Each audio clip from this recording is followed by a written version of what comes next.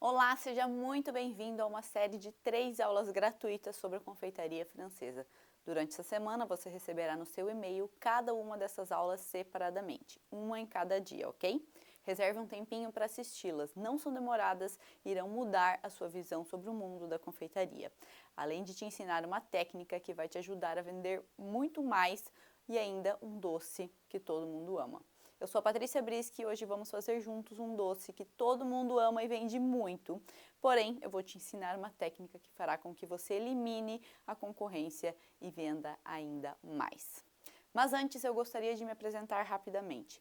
Minha jornada na confeitaria começou de uma forma bem simples, aprendendo a fazer doces com as minhas tias. Desde cedo o que me encantava era ver como alguns ingredientes podiam se transformar em algo mágico na cozinha. Mas essa paixão só cresceu e ao longo do tempo eu busquei me aperfeiçoar estudando em lugares que são referência mundial, como a École Duquesse na França, onde me especializei em patisserie francesa, e também na École Le Nôtre em Paris. Além disso, eu tive o privilégio de aprender diretamente com chefes incríveis como Cédric Groullet e de trabalhar ao lado do renomado chefe Sébastien Bouyer em Lyon. Mas o que realmente me diferencia hoje é algo que eu trago desde o início, a vontade de inovar e de fazer diferente. É por isso que nas minhas receitas você não vai encontrar leite condensado. Eu acredito que a confeitaria de verdade vai além do uso desenfreado de um único ingrediente. E é isso que eu quero compartilhar com você hoje. Usando técnicas francesas autênticas, você vai poder criar sobremesas que não só se destacam pelo sabor, mas também por serem mais lucrativas e diferentes do que todo mundo faz. Eu sei que você está aqui para aprender algo novo, seja para impressionar em casa ou para transformar essa paixão em um negócio rentável. Eu estou aqui para te ajudar nessa jornada. Não importa se você está começando agora ou se já tem experiência. Hoje vamos juntos explorar novas possibilidades, sem depender do leite condensado, mas criando doces realmente extraordinários, como alguns dos meus alunos já estão fazendo. Como a Karina, que ganhou muito dinheiro e eliminou a concorrência depois de aprender sobre a confeitaria francesa.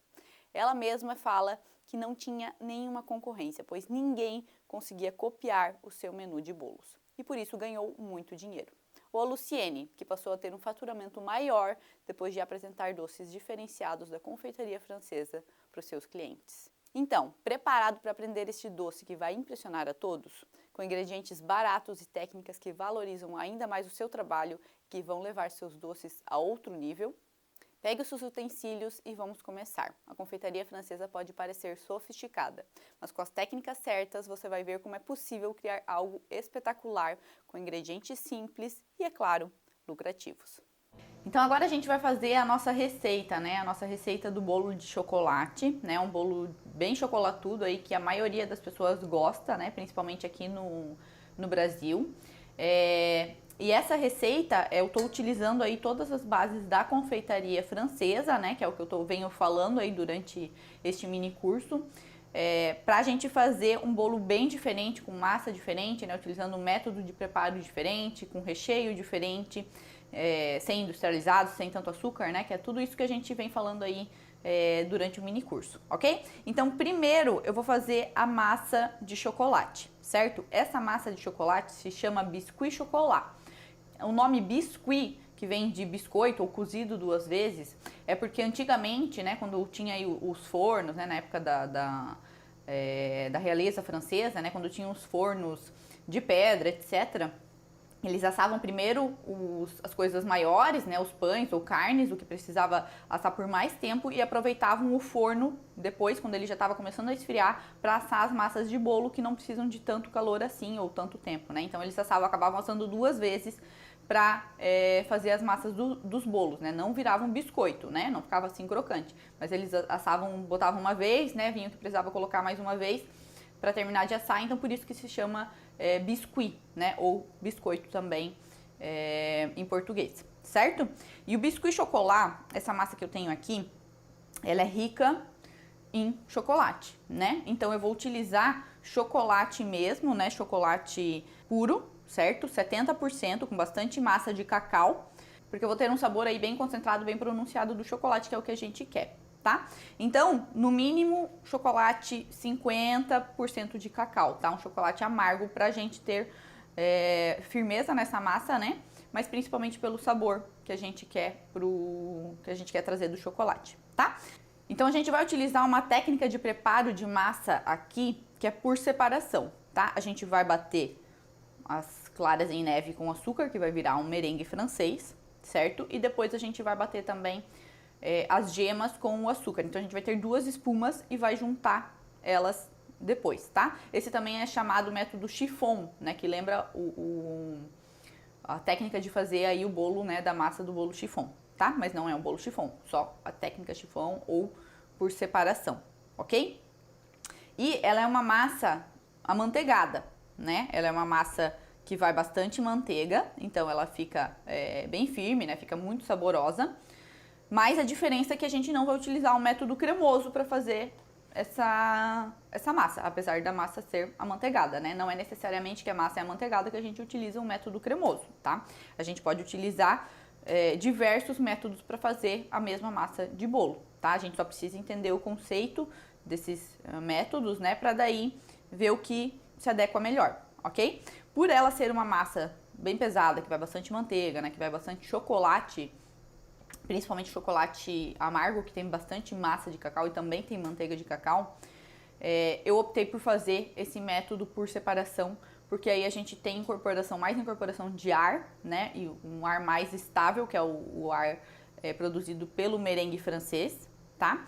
E também tem essa aeração que a gente faz com as gemas e o açúcar, né, também incorpora um pouquinho de ar, e aí a gente tem uma massa que não vai ficar densa, né, não vai ficar maçuda ou borrachuda como a gente conhece, tá? Então, por isso que eu vou utilizar essa técnica, esse método de preparo para fazer a nossa massa de chocolate, ok? A primeira coisa que a gente vai fazer é aqui na minha panelinha, eu tenho água, tá? A gente vai utilizar, ó, a técnica do banho-maria. A gente utiliza a técnica do banho-maria toda vez que a gente quer impedir um calor em excesso no produto que a gente está fazendo, né? Na receita que a gente está fazendo, certo? Então o chocolate é muito delicado, então a gente vai utilizar o banho-maria para derreter ele, porque aí a gente não tem tanto contato dele com o calor, já que vai ali encostar só o bowl vai encostar só no vapor, tá? Esse bowl aqui é um que pode ir no fogo, tá? No fogo não, né? Pode ir no micro-ondas ou ter contato aí com o vapor quente. Tem que cuidar do tipo de bowl que você vai utilizar. Esse aqui é de plástico, tá? Ó, então o chocolate aqui com a manteiga. E aí a gente vai deixar eles derretendo juntos, tá?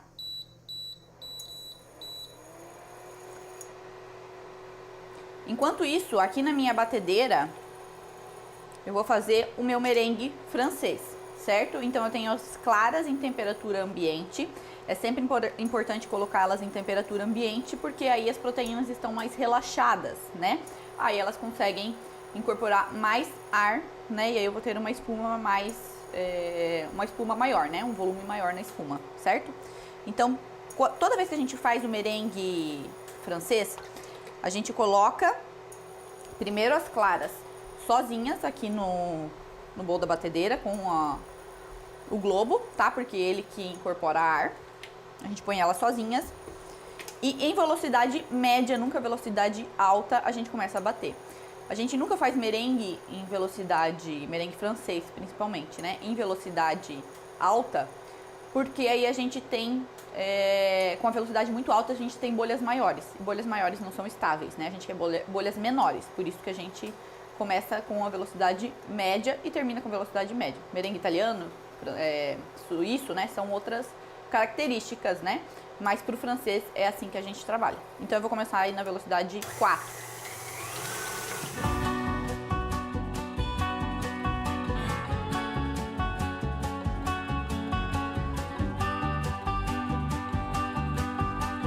Eu vou utilizar metade desse açúcar, tá? Pra fazer o meu merengue, ok?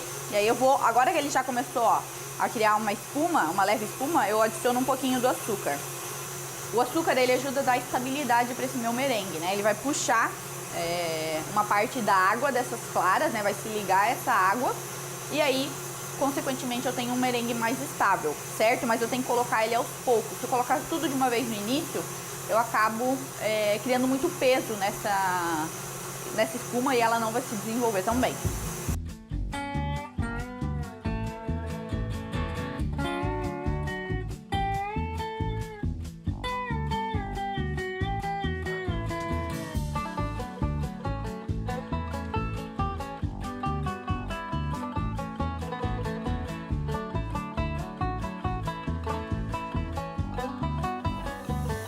Ó, então agora eu já tenho uma espuma, né, um merengue legal pra misturar no meu biscuit, tá?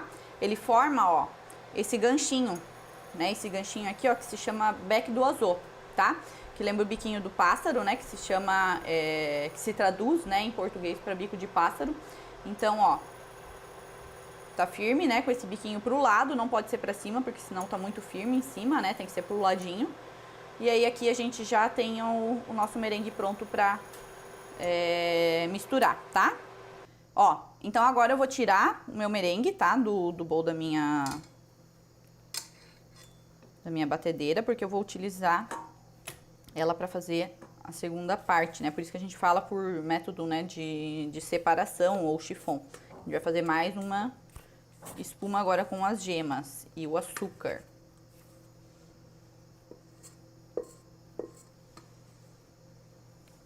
Então, agora a gente vai fazer a segunda parte, tá? Vão as gemas aqui no bowl. Agora a gente pode colocar o açúcar todo de uma vez, tá? A gente vai precisar dele porque com as gemas funciona de uma forma um pouco diferente, tá? As gemas, elas precisam desse açúcar que também vai absorver a água, né, que contém ali dentro delas. Mas ele vai criar uma mistura mais viscosa, né? E com isso vai conseguir incorporar ar, tá? O nome dessa técnica aqui é blanchir.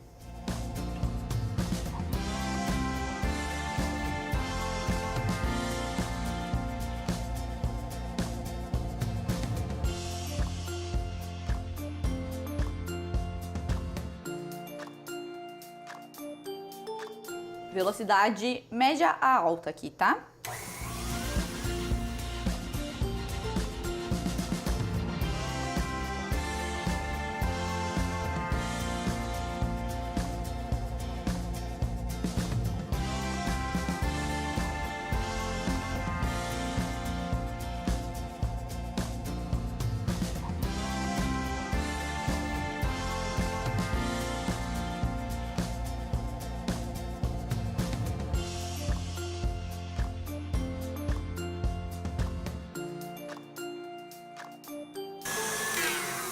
Ó, aqui a gente já tem a nossa mistura pronta, tá?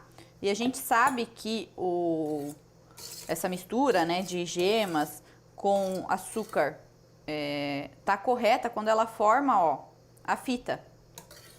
Tá vendo? Esse é o ponto ruban ou fita, que ela forma um risquinho, né, uma fitinha quando ela cai do batedor dentro do creme.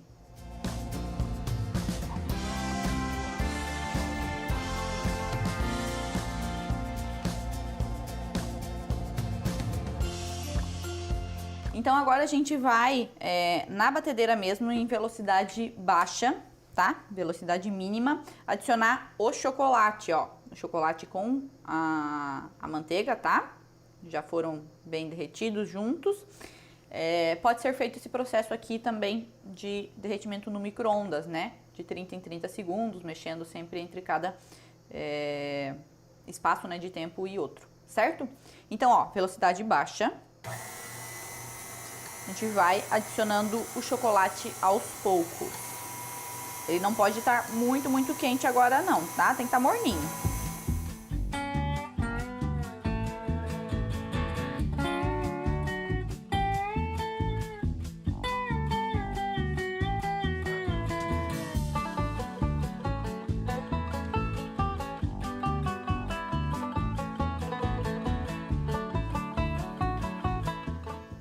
Ó, agora eu vou adicionar o trigo, tá? E aqui eu tenho fermento em pó e sal, ok? Eu vou misturar os dois juntos. Então agora eu vou misturar na mão, tá? Esse processo precisa ser feito de uma forma bem delicada, né? Adicionando aí, incorporando o trigo para não desenvolver glúten, porque senão a minha massa vai acabar ficando muito firme, né? Muito dura. Ó, vou mexer aqui, misturar um pouquinho só para qualquer respingo, né? Que aqui do lado não incorporou direito.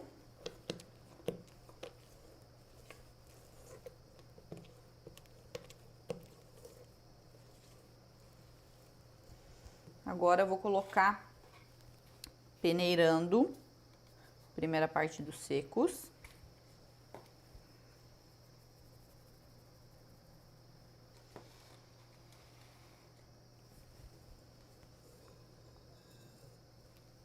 Ó, observe o movimento, né, da minha mão, que ela vai de baixo pra cima, e aí, ó, raspando as laterais. Dessa forma a gente mistura, né, delicadamente, não tem tanto perigo de desenvolver o glúten e também de tirar toda a aeração que a gente fez nessa massa, né? Depois que incorporou a primeira parte, a gente vai pra segunda.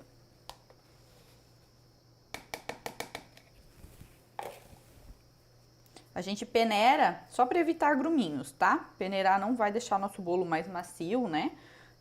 A incorporação de ar, sim. Peneirar, o trigo não. A gente só faz para tirar qualquer gruminho que tenha ficado.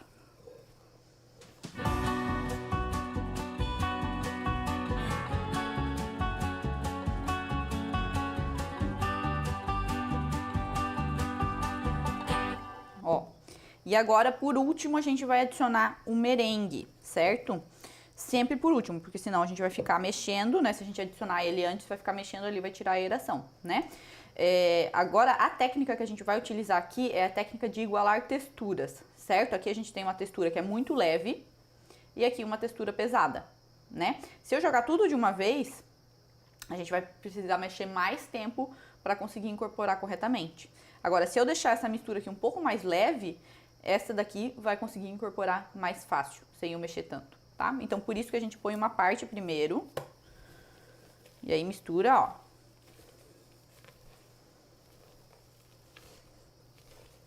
Novamente, de baixo pra cima, ó, raspando as laterais.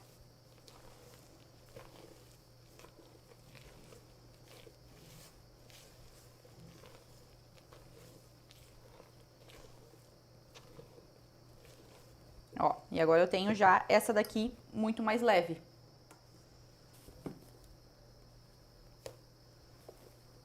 Segunda parte.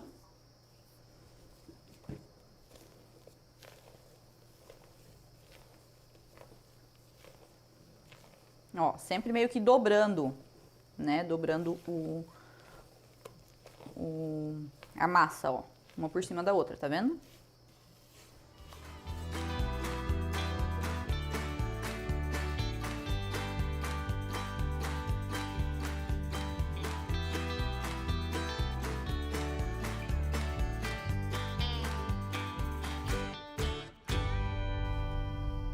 Ó, e a partir do momento que já tá tudo incorporado, eu paro de mexer, né? Pra não justamente tirar toda a aeração que eu fiz, tá? Então, ó, uma massa amanteigada, né? Uma massa que tem bastante gordura, por causa da manteiga e da manteiga de cacau, né? Que teoricamente seria uma massa pesada, porque vai bastante chocolate e essa gordura.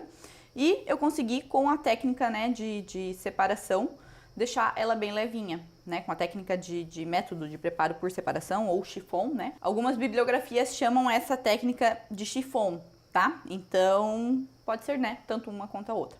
Agora a gente vai colocar, então, nas nossas forminhas, tá? Vou mostrar aqui como é que eu faço. Ó, então eu utilizo, normalmente, forminhas separadas para assar as minhas massas, tá? Eu acho que se assar separadas, elas ficam mais leves, né? Porque eu não tenho tanta quantidade de massa aqui dentro. E normalmente elas ficam mais retinhas, eu não preciso ficar cortando depois e comprometendo a estrutura da massa, certo? Essa aqui, ó, que eu tenho é de fundo fixo, pode ser de fundo removível também. E ela tem 15 centímetros de diâmetro, tá? E aí, eu não unto a lateral das formas, certo? Porque Dessa forma, a massa ela agarra na lateral e cresce mais reta. Se eu untar, tem mais chances de ela acabar encolhendo até num formato meio de cone, certo? Então, por isso que eu não unto as laterais. Eu utilizo esse disquinho aqui, ó, de papel manteiga, tá? Que eu vou mostrar agora como é que a gente faz.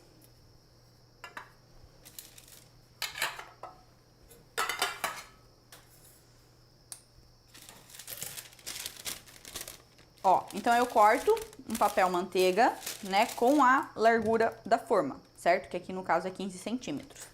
E aí, eu faço algumas dobraduras. Primeiro eu dobro uma vez no meio. Ó, aí eu viro de lado, né, essa parte aqui, ó, que tá dobrada, ponho meu dedo bem no meio e dobro mais uma vez. Certo? Aí eu vou ter um retângulo, né? Aí, ó, nessa pontinha aqui, onde todas as dobras se encontram, né? Eu dobro mais uma vez.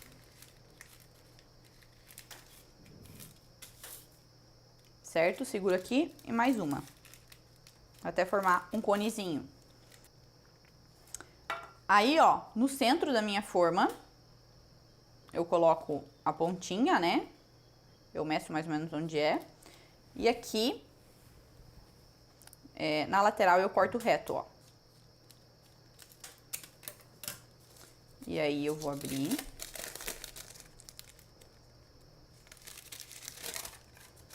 E eu tenho fundo de papel manteiga. Eu gosto de medir também a quantidade, né, em gramas que vai dentro das minhas forminhas, tá? Essa aqui vai dar mais ou menos umas 230 gramas em cada aro.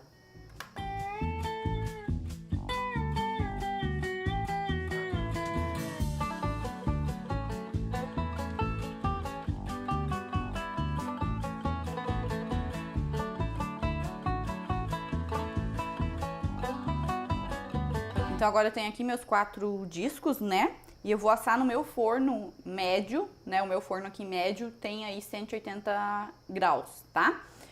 Aí você vai ter que ver no seu forno qual seria a temperatura média pro seu caso, ok? Pro seu forno, né? Dependendo do forno, pode mudar bastante. E se, né? Se eu não tiver as 4 forminhas separadas, né? Como é que eu posso fazer? Você pode assar em pelo menos 2, né? Assa em 2 formas e aí corta depois no meio a massa, certo? Assar em uma forma só, eu não iria indicar para esse tipo de massa aqui por ela ser um pouco mais pesada, tá? Então, daria para fazer nesse sentido.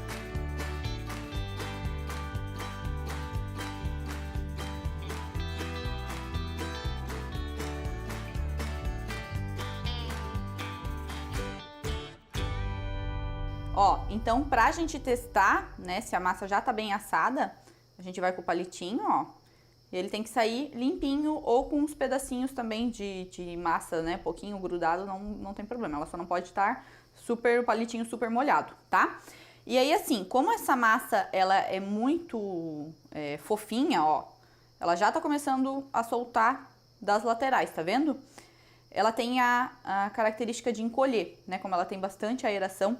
Então, é legal deixar ela esfriando, né? De ponta cabeça, ó. Em cima de uma grade, tá? Uma grade que nem, né? Como essa daqui. Porque aí vai circular o ar e aí ela não vai encolher tanto, ok? Se não tiver uma gradezinha assim, dá pra colocar também na grade do fogão, né? Também funcionaria. Tá? A aula de hoje já te deu uma ideia do mundo de possibilidades que a confeitaria francesa oferece, né? Vamos encerrar por aqui, mas em breve você receberá a segunda aula deste mini curso no seu e-mail. Até lá!